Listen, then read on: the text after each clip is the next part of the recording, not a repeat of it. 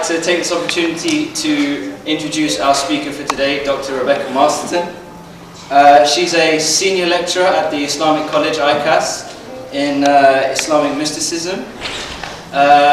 She has a BA in Japanese and MA in comparative East African and Asian literature, and a PhD. Sorry? East Asian. Alright. And a PhD in Francophone and Islamic mystical literature of West Africa. As I said, she lectures in ICAS, but she also lectures in Birkbeck College. She presented and also co-produced a series of 88 on Press TV, and currently she's the, dare I say, main presenter for AhlulBayt TV. So without further ado, please everyone welcome Rebecca Masterton.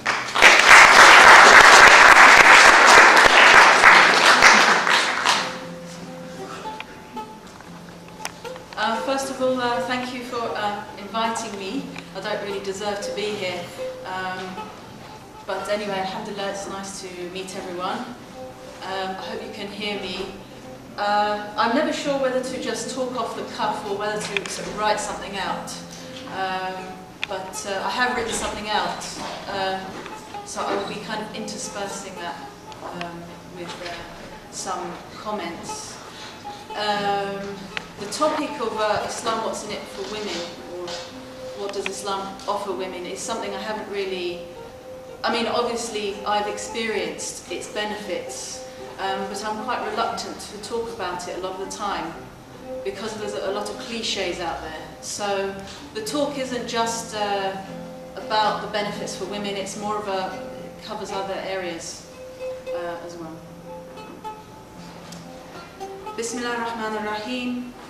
All praise is due to the one that lies beyond the 70,000 veils of light and darkness, who brought us into existence and endowed us with consciousness, and salutations to his final messenger, Muhammad al-Mustafa sallallahu alayhi wa alihi wa sallam, and his blessed purified progeny alayhi salam.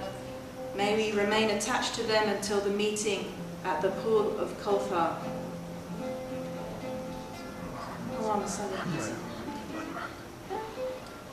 Getting a battering out in the city, the heart has been drained. I imagine being in the company of those who give one rest, the Prophet's family, so tired I don't know which is east and which is west. Where am I? What time is it? Is it Tuesday or Friday? Relentlessness. No desire to speak to the people I know, friends. A longing for solitude.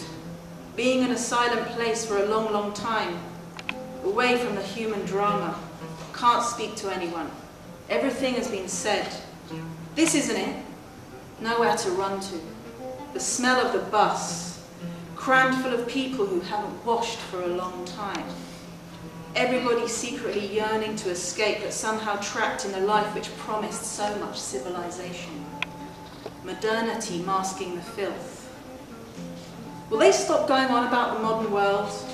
This and that isn't welcome in the modern world. This is the modern world. We've all got to face up to the modern age and be grown-up people. Well, why don't you look around you at your wonderful modern world? Can't see. Why not try the number 32 bus and try and smell the modern world? The reeking of alcoholic souls who've lost the will to have a bath. Pomposity dressed up as objective discourse. People allowed to give pronouncements because they're famous, not because they actually know what they're talking about. Everybody talking through a facade, but somehow trying desperately to look authentic. From childhood, I was always strongly connected to the unseen and was detached from the material realm, which meant that it was a bit of a struggle growing up in a culture that generally ignores the unseen and focuses mainly on the material world. I felt like a swimmer who needs to come up for air. This world was like a bottomless lake, and the spiritual realm was like an open sky. My soul fought all the time to be free, but somehow the freedom I found always led me nowhere. I come from a secular Protestant family of mixed Irish, Scots, English and Jewish ancestry. My father left my mother before I was 2, and my brother and I stopped seeing him before I was 5. This was something that had a huge impact on all of us. It left a lot of anger in the soul, which my family weren't able to deal with because they don't discuss feelings, and which this society couldn't deal with because this society is built to nurture you in order that you can prop up the economy. It doesn't teach about wisdom, and it doesn't tell you about the soul. Aside from this was a very strong sense that I just arrived in this world and that I was watching it from the outside.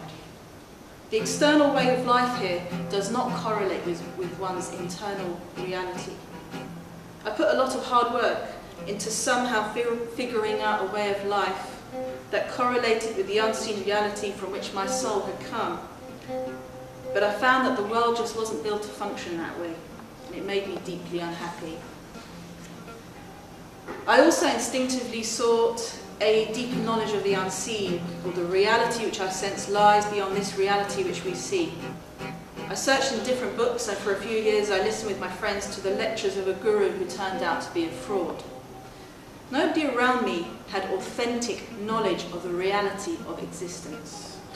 The most essential and fundamental knowledge that one needs in order to be able to establish an authentic way of life. When I was 19, I went to study in Japan, but I found there a society that was also deeply dedicated to materiality. So on my way back to Britain, I passed by Malaysia, and it was there that I first discovered Islam. In contrast to the coldness and arrogance that I found in Japan, sorry to offend anyone who someone's from Japan, I found humility and warmth. To protect myself as a lone traveller, I pretended to be Muslim, but I think it was obvious to most people that I wasn't. I travelled up to the north, which happens to be one of the most religious areas.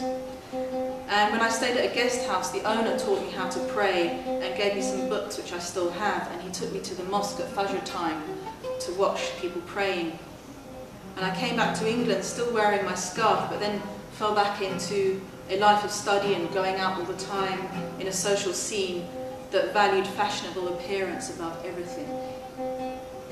I soon saw those fashionable people as cowards who couldn't face themselves. I don't know why I saw them like that, but I saw that whole way of life as meaningless and shallow. I pulled away in order to focus more on writing and to think. At the age of 21, I moved in with a non-practicing Moroccan sister. After I'd left my university, she went there to study Arabic and was dedicated to learning more about her culture. She went to Egypt, and as we'd always been like sisters and done everything together, I also followed. I still could not figure out how to live the life that I needed to live in this society. I thought that perhaps in Egypt again, I might be able to think for a few months and work something out. And before I went, I had a dream where I was in a market wearing white, and I was looking for a hijab to wear. But I didn't really sort of consciously feel I was going to become Muslim. In Egypt, I felt at home in a way that I had never done in England, and in spite of the troubles and difficulties there, I found a society that is always calling to remembrance of the unseen through the adhan, through people constantly acknowledging God in their everyday speech, through there being an underlying sense of communal existence, which there just isn't in Britain, where especially in London, everybody's just an individual living for themselves. There was also a sense of morality which doesn't exist in Britain anymore. There was a sense of behaving in a way so as to bear other people in mind. I noticed that Islam also offered a space for people to live connected to the unseen while still in the world. It allowed for detachment, whereas in secular society there's so much pressure to be engaged in the material world.